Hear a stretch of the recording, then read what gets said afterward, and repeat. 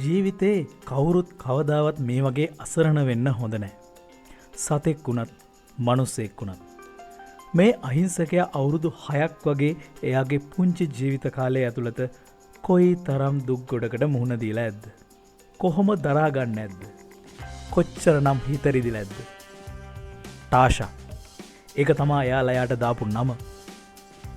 මොනව නැතත් මහ ලොකුට නම නම් පොෂ් විදියට දානවා. ලස්සන නිසා උස්සගෙන එනවා. ලෙඩ වුණාම එපා වෙනවා. පස්සේ තමන්ගේ තියෙන සල්ලි බලය නිසා කාට හරි සල්ලි දීලා එයාව බලා ගන්න කියනවා. ඉතින් ඒ සල්ලි වලට මේ අහිංසකයාට ඕනේ ආදරය කරුණාව ලැබෙයිද?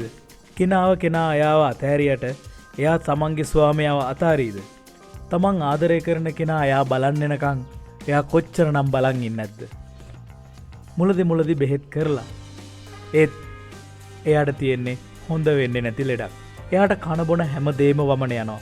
තියෙන එකම විසඳුම පැය දෙකෙන් දෙකට පොඩි කෑම වේල් හොඳට කුඩු කරලා දියර වගේ දෙන එක විතරයි. දැන් මොකද කරන්නේ? මාර වැඩේ වෙන්නේ.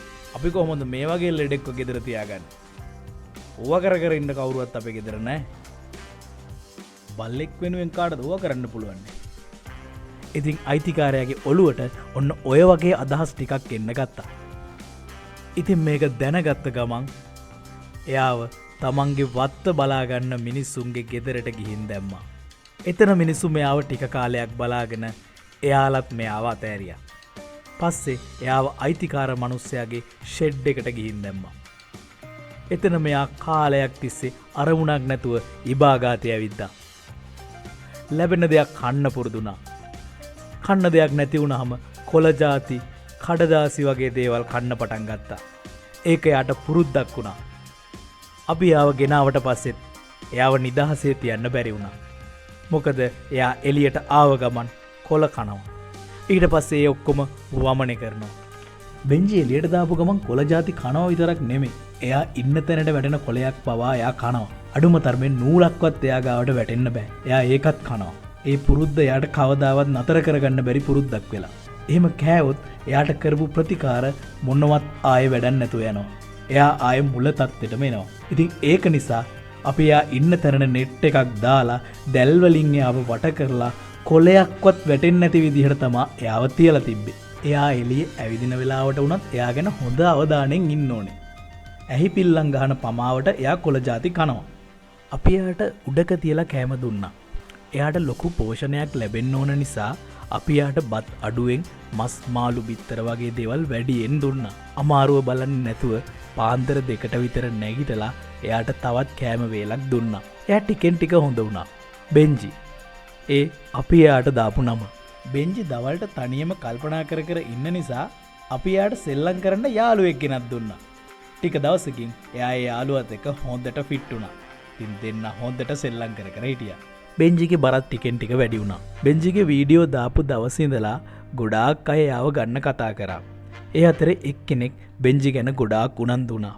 එයා නිතර බෙන්ජි ගැන ඇහුවා. එයා ගොඩාක් බෙන්ජිට ආදරේ බව අපිට පේන්න තිබ්බා. ඉතින් ඔහම මාස කිහිපයක් ගත වුණා. බෙන්ජි ගෙදරකට දෙන්න සුදුසු කාලේ ආවා. හැබැයි එයාට මොන ක්‍රමයකට කෑම දුන්නත් දවස් 2කට වතාවක් හරි අනිවාර්යෙන් වමනේ යනවාමයි. ඒ ලෙඩේ හැටි. ඒ විස්තර ඔක්කොම කියලා තමයි අපි බෙන්ජිව බාර දුන්නේ. එයා ගිය ගාල්ලට අපි ආව ගොඩාක් දුකෙන් තමයි බාර දුන්නේ.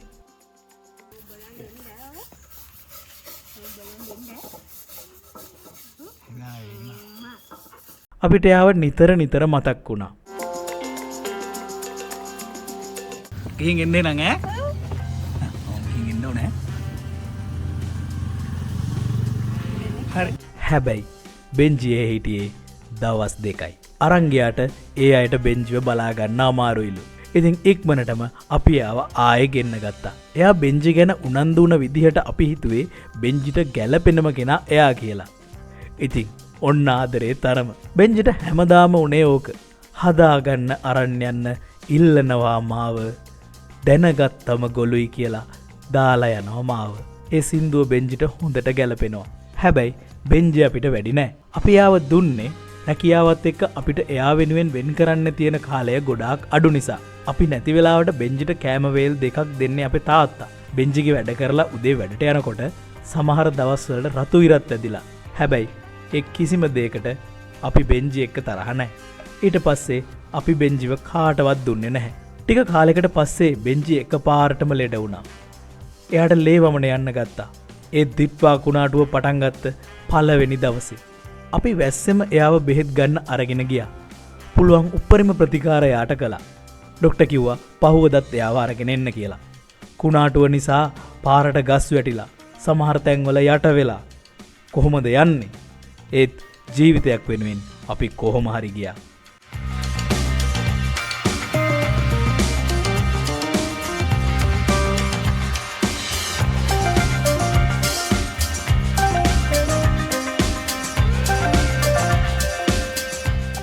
එයා ඒ විදිහට ඉන්නවා බලන් ඉන්න දුකයි. ඩොක්ටර් යාව 3 වෙනි දවසෙත් ගේන්න කිව්වා.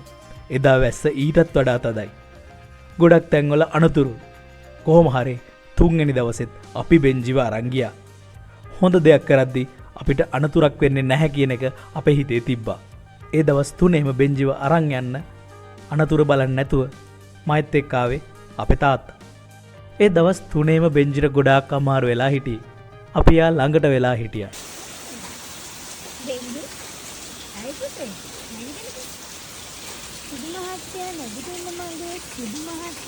රෑ කරන්ට් එක නෑ. දිට්වා කුණාටුව උපරිමයට ඇවිල්ලා. අපි පුළුවන් තරම් එයාව උණුසුම්ම තිබ්බා.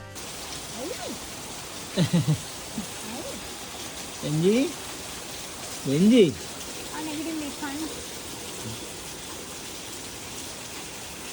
දැන් ෂෝක් දැන් හොඳයි. වෙන්ජිමින්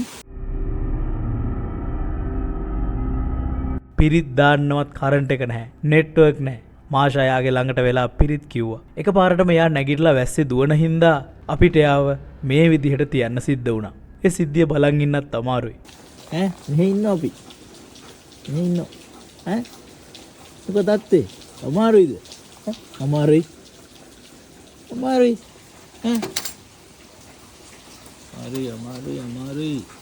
අමාරුයි. බෙන්ජි එකපාරටම නැගිටිනවා.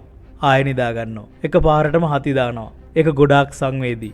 පහුවදා දවසේ කුණාටුව ටිකෙන් ටික අඩු වෙගෙන ගියා. කුණාටුවත් එක්කම අහිංසක බෙන්ජි අපෙන් ගොඩාක් ඈතට ගිහිල්ලා. අපි අතරේ බෙන්ජිලා ඕන තරම් ඉන්නවා. ආසාවට ගෙනල්ලා ලෙඩ වුණාම පාරට දාන එක මොන තරම් පවක්ද? අපි ආදරය කරන කෙනෙක් අපිට වෙනස්කමක් කරොත් අපිට කොච්චර දුකද? සත්තුනාට මෙයාලා පොඩි දරුවෝ වගේ. එයාලට මේවා කොහොම දැනෙනව ඇතිද? සුරතලෙක් ගේනකොට හොඳට හිතලා බලලා හැමදේම කල්පනා කරලා ගේන්න.